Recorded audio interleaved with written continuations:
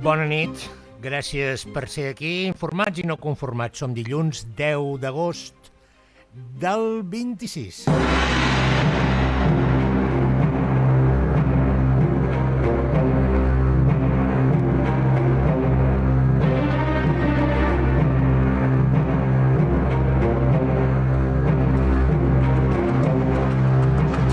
Un quart de Galbes. Les notícies del dia amb Jordi Galbes, l'os de la música.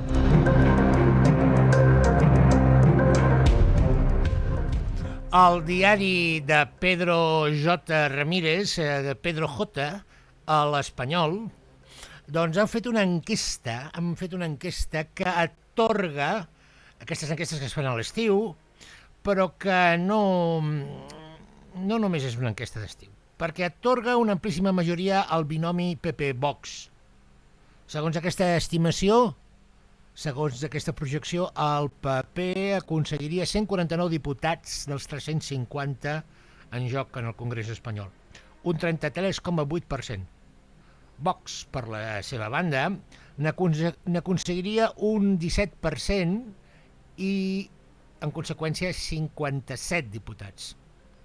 De manera que tots dos partits aplegats formarien una majoria de 206 diputats. Una majoria que no només asseguraria un nou govern de coalició dirigit per Alberto Núñez Feixóo i Santiago Abascal. Aquesta és una notícia esperada, prevista, que guanyaran. És una notícia prevista, anunciada, una profecia autorrealitzada pels mitjans de comunicació al servei de l'espanyolisme conservador. El que sembla també factible ara no només és una majoria parlamentària, sinó també una altra majoria. Una majoria parlamentària de 3/5 parts, perquè 3/5 parts són 210 diputats. I aquesta enquesta els dona 206 diputats. Serien a 4 diputats de la majoria de 3/5 parts. Una majoria contundent, si arribessin, que permetria canviar la Constitució espanyola i destruir el sistema autonòmic espanyol. Per a alguns, estic parlant per alguns com jo, ens estarien fent un favor, perquè l'autonomisme del cafè per tothom és un principi que ni satisfà els espanyolistes ni satisfà tampoc els independentistes catalans. L'establiment d'unes noves regles del joc polític a Espanya faria impossible la participació en el consens polític de les forces autonomistes, regionalistes, processistes, digueu-li com vulgueu. El PNB d'Euskal Herria, o Esquerra Republicana i Junts a Catalunya, o el BNG a Galícia. No són davant d'un cert d'estiu perquè ja fa temps que se'n parla. És un nou pas de rosca, una intensificació del 155, una nova operació per cohesionar la nació espanyola i per fer impossible que hi pugui haver en el futur el que més temen, un nou 1 d'octubre. Un nou referèndum d'independència.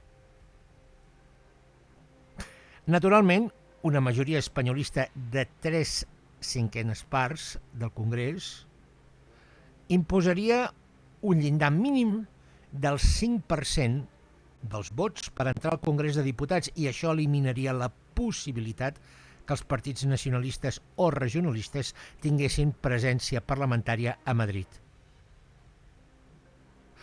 Una altra bona notícia del dia és que Suècia s'ha gastat 100 milions d'euros per tornar els llibres de paper a les escoles i ha suprimit les pissarres digitals. Cada any el curs escolar suec comença entre el 10 i el 20 d'agost, aprofitant el bon temps.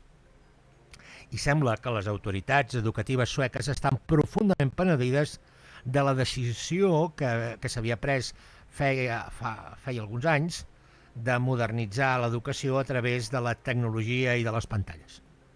Les aules sueques comencen avui un canvi de rumb radical que deixa enrere una dècada de fracàs escolar i d'experiments pedagògics que no han funcionat de cap manera i han demostrat que, en el fons, les autoritats, els pedagogs, han utilitzat els nens i les nenes, els escolars, com si fossin conillets d'Índies.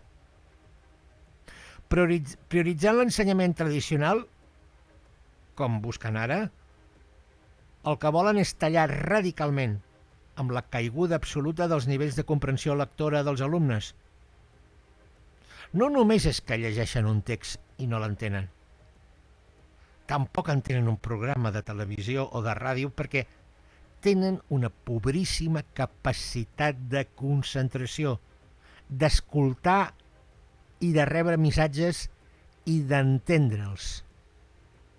El govern de Suècia ha canviat de política i ara volen recuperar els pilars bàsics. Els pilars bàsics. I quins són? És evident, la lectura, l'escriptura i l'aritmètica. I ho volen fer a través dels suports físics tradicionals, els llibres i les llibretes. I avui també hem de dir que m'han explicat que Joan Marc Passada ja ha tornat de Mallorca. A veure quina notícia ens aporta avui. Anem a l'actualitat de Catalunya i del món i de Catalunya perquè tots dos bateguen amb força.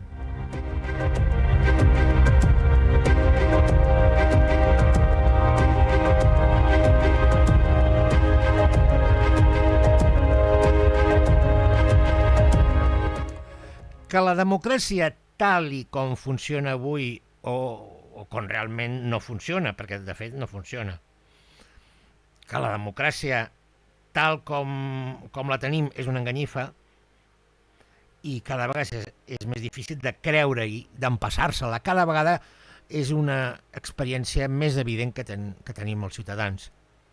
Fixeu-vos ara en Rússia, per exemple. El Tribunal Suprem rus acaba d'excloure de les eleccions el partit Jabloko, un partit Jabloko, que és un partit rus que defensa obertament acabar amb la guerra contra Ucraïna.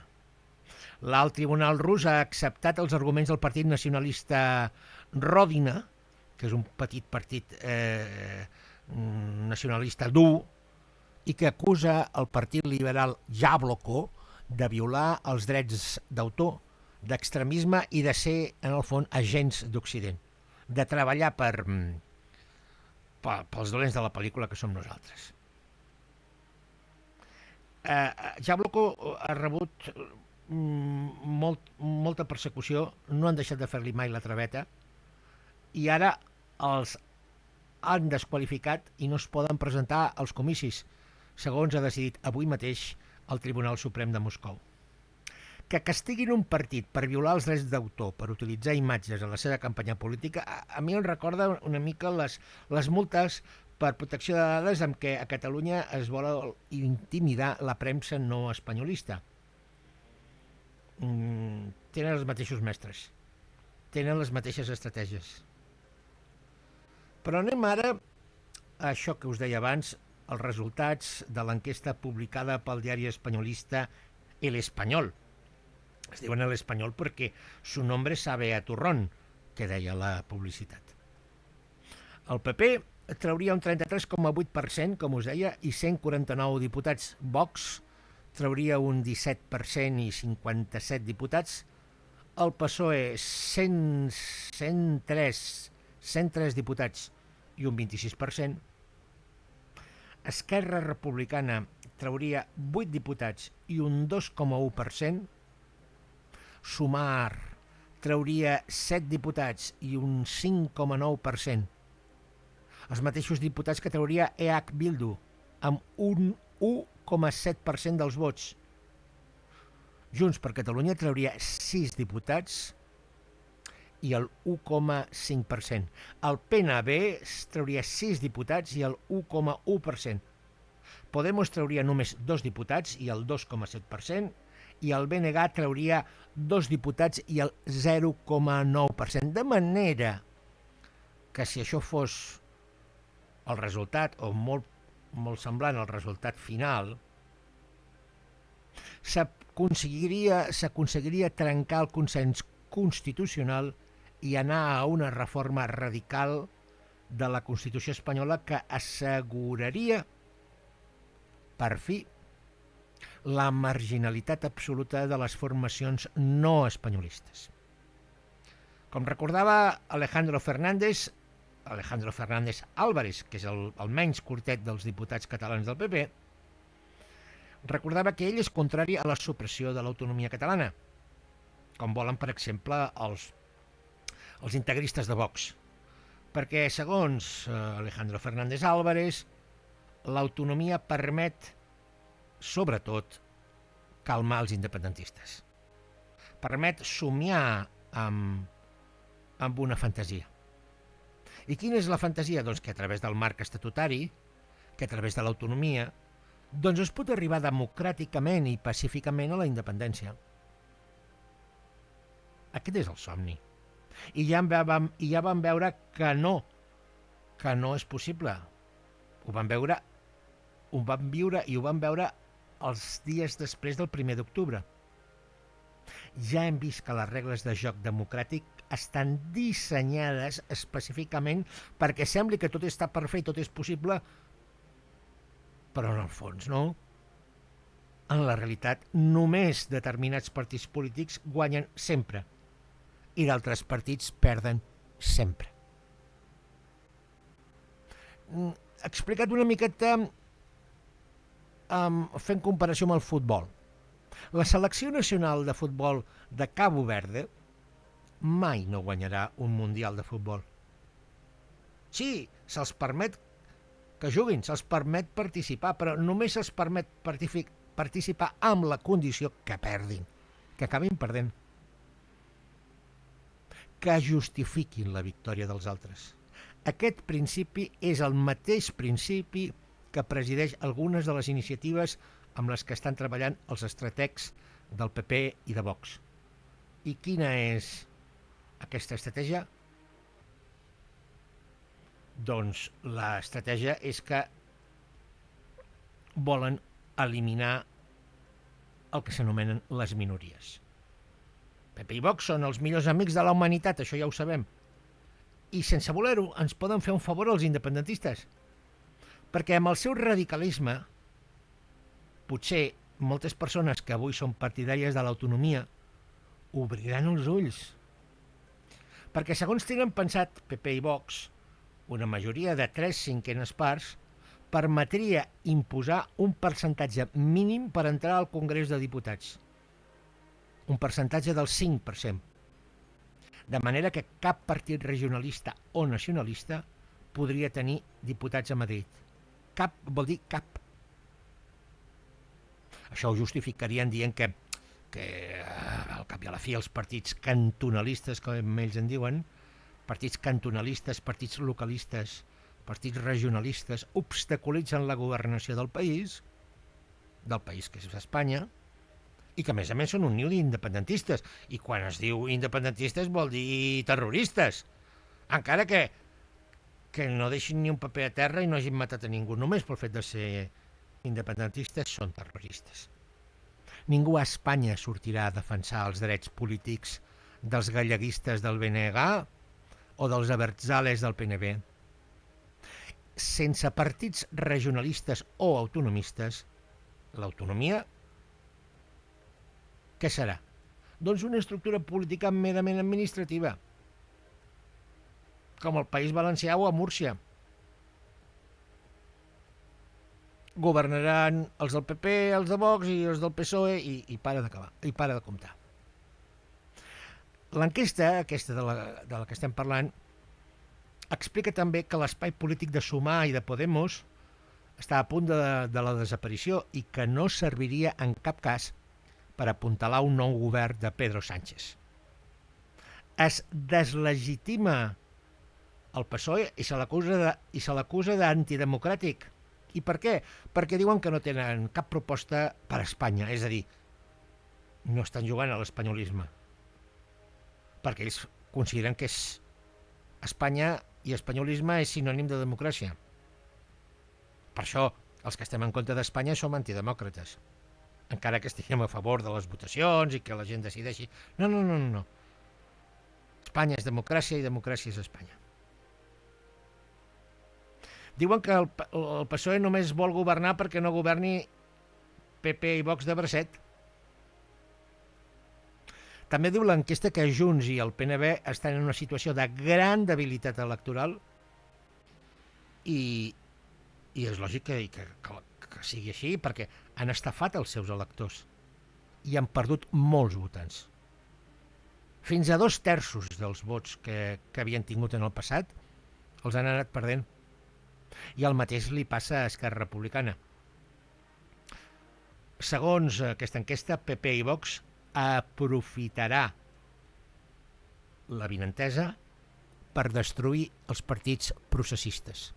Segons afirma el diari El Espanyol, la majoria del poble espanyol no està demanant amb aquests resultats una simple gestió honrada dels serveis públics. No està demanant polítiques de centre, de socialdemocràcia una mica orientada cap a la dreta. No. La majoria dels espanyols volen, segons el diari L'Espanyol, una dreta dura de veritat. Liberalisme econòmic a la manera de Trump, defensa de l'economia privada i destrucció del proteccionisme de l'Estat. Avui a Madrid, PP i Vox se senten valents i animats, disposats a no deixar perdre l'oportunitat històrica que tenen de destruir per sempre més socialistes i regionalistes. Pràcticament avui a Madrid ballen per un peu. Us recordem que ens cal el vostre ajut econòmic per consolidar aquest programa. Feu-vos subscriptors a través de l'aixeta i recordeu que necessitem els vostres comentaris, que poseu el dit cap amunt o cap avall, perquè aquí també s'ha de veure qui no està conforme. I ara és inevitable, doncs, el que és inevitable, la participació del millor col·laborador del programa, de Joan Marc Passada. Compra bé, Jordi. Hola, ja has tornat de Mallorca o què? Sí, ja sóc a casa. I saps per què? Per què? Doncs molt fàcil. Aviam. Perquè Mallorca ja és casa nostra, home. Touché. I qui no ho tingui clar, sí, que sàpiga que ens uneixen tant les mateixes coses bones, llengua, cultura, etc., com les dolentes. La tonyina de la policida d'ocupació, l'espoli econòmic d'Espanya... Per cert, el més alt dels països catalans, a veure quin dia en parles. Jo m'ho tinc prohibit, perquè com que no és cap bona notícia... Ja. No facis l'orni. Ens has dit alguna cosa de Palma? Home, clar, com podies dubtar-ho? Vinc carregat d'un fotimer de souvenirs turístics, però especials, com els que repleguen Plàcid, per demostrar-te que allò de l'illa de la Calma hi ha res de res, tu. No? I, per cert, que la bona gent mallorquina ja no està per històries. Es tracta d'un mostrari que m'he fet portar en una maleta extra de les millors pancartes exhibides a les dues grans manifestacions antiturisme de merda. Les cometes són meves. Fetes a mà i amb el primer cartró que van arreplegar els manifestants més imaginatius amb uns lemes, què dic lemes? Uns haikus dignes de la millor tradició de síntesi poètica nostrada. Escolta-les, clar i català, tu. A veure. Mallorca al límit. Mallorca, aforament complet. Tenc dret a viure on vaig néixer. Molt bé. Més càstig per una pintada que per deixar un poble sense veïns? Jo també estic farta. Tsunami turístic? La nostra extinció. SOS, terra fèrtil. I les dues últimes que semblen fetes pel mateix Tomeu Penya. Aviam. Sarró Mombassa. Mallorca també. I la darrera, la que més m'ha agradat. Menys avions i met melons. Apa, siau. Menys avions i més melons. Apa, moltes gràcies. Gràcies per la vostra col·laboració econòmica, gràcies per les vostres subscripcions. Demà en tindrem més i en tindrem per tothom. Soc aquí per dir-vos que ens en sortirem. Sóc aquí disconforme amb el content, los de la música.